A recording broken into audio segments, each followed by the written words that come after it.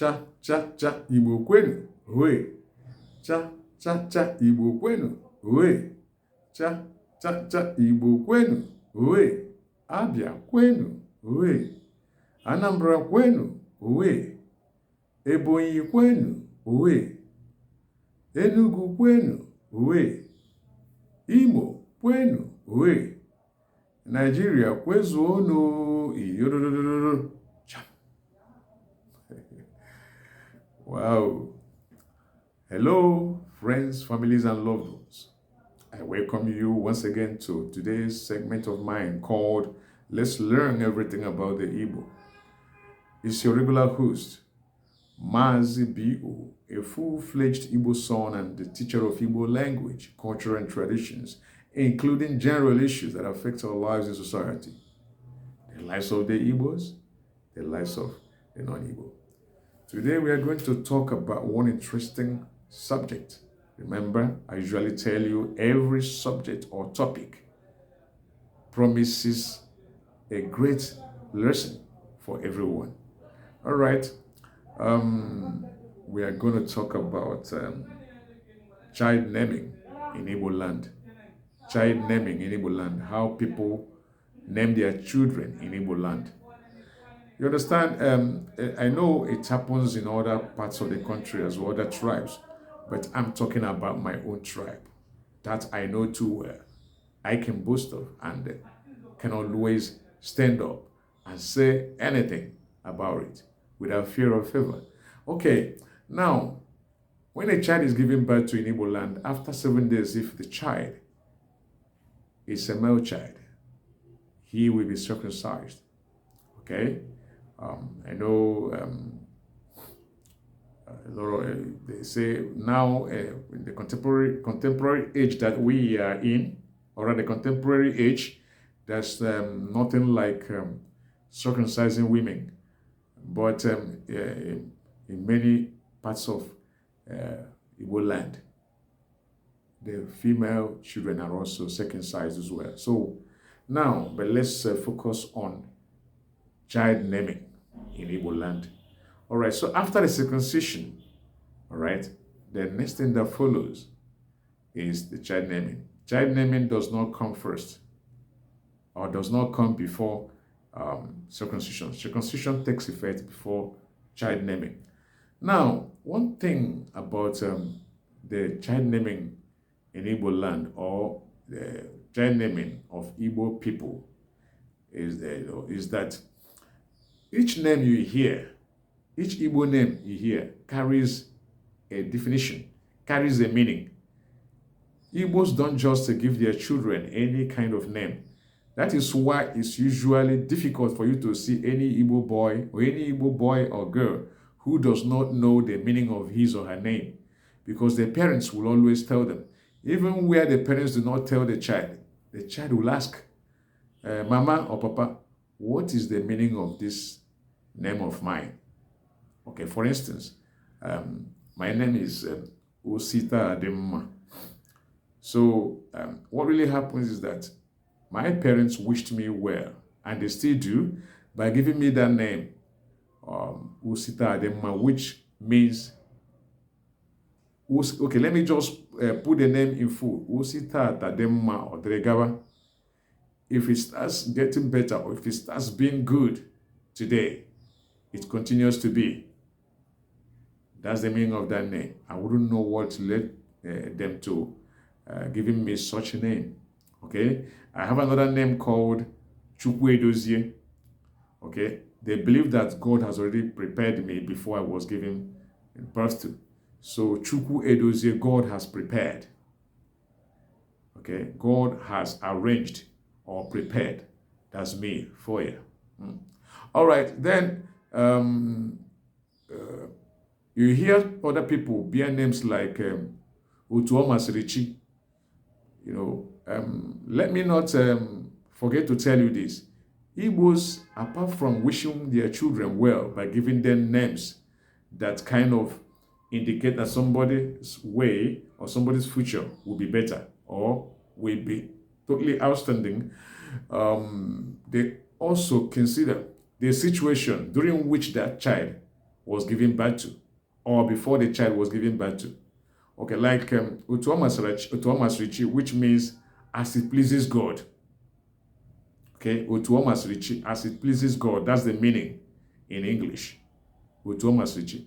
Now, it could be that the couple have tried, or rather tried so many times when they were actually wanting to have conception, the man and the woman, and at the time they were tired, the conception wasn't coming forth, let alone pregnancy, let alone childbearing. So they now said, okay, we handed all this over to God with Thomas Ritchie, as it pleases God. So once a child comes, after they have handed everything over to God, whether or not is a male child, such names like Uto Sorochi, Uto Masrichi, okay, will equally, or rather will usually be given to the child as his or her name. Now, another one is something called Ogweri. I have a relation who bore that name. He's late now. That's why I use the word bore. So that Ogweri, the young guy or the chap was born during Nigerian civilian war. That was when the child was born, and the name Ogweri was given to the child. Throughout the warring period, nothing happened to him. The gunshots and all the rest, none of them affected him. He survived all the traumas of war. So in the end, he lived, and in the end, he became a full-fledged man before he kicked the bucket a few years back. All right, that Ogweri means the war did not consume. War did not consume. That's the meaning of that name, Ogweri. War did not consume. Then some of them would bear names like Osog. No, so the male ones, okay, would bear names like Osog. Their parents will give them a name like Osog. Ogo means war. Ogweri means war did not consume. Okay, all right. Now, Osogo means running from battlefield or running from war front. Okay, running away to escape from danger that is attributable to war. So, during the period the child was given birth to, it just has the same meaning as Ogweri. The parents carried the child and they ran for their safety, all the while dodged bullets and all that. Nothing happened to the child. So they decided to give the child such name. All right. So that's it. Now, another one you see, Chukwebuka. That's another name. God is magnificent. God is invaluable. So you cannot measure the bigness of God. That's the meaning of Chukwebuka. It could be a particular vow the parents of that child made before he or she was given birth. Mainly Chukwebuka is born, or the name Chukwebuka is usually born by the male children. Okay, so because of showing appreciation to God, rather the child was given birth and they want to show appreciation, they might just give that child the name Chukwebuka. God is magnificent. God's size is immeasurable. Okay, such names to indicate that they appreciate what God has done for them. Okay, then in other areas you hear names like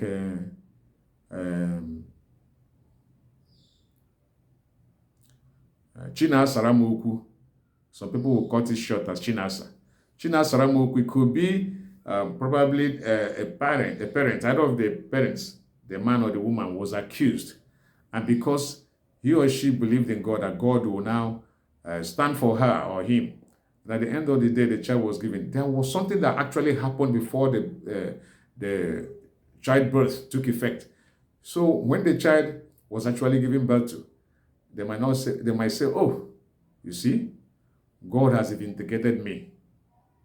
the accusations, all the names, all the bad, all the name callings, all that, God has finally vindicated me. Now I am free from all the accusations. So that's where you hear Chinasa. The full meaning is Chinasa Ramoku. God defends me. God answers for me. All right. So we are very, very cautious about the names we give our children. That's Igbo for you. We don't give them names that they cannot or will not be able to explain when they go out. So every child of age is always able to tell people what his or her name actually means in English. All right, guys, that's child naming in the typical Igbo land for you. All right, catch you guys. Bye-bye. Love you.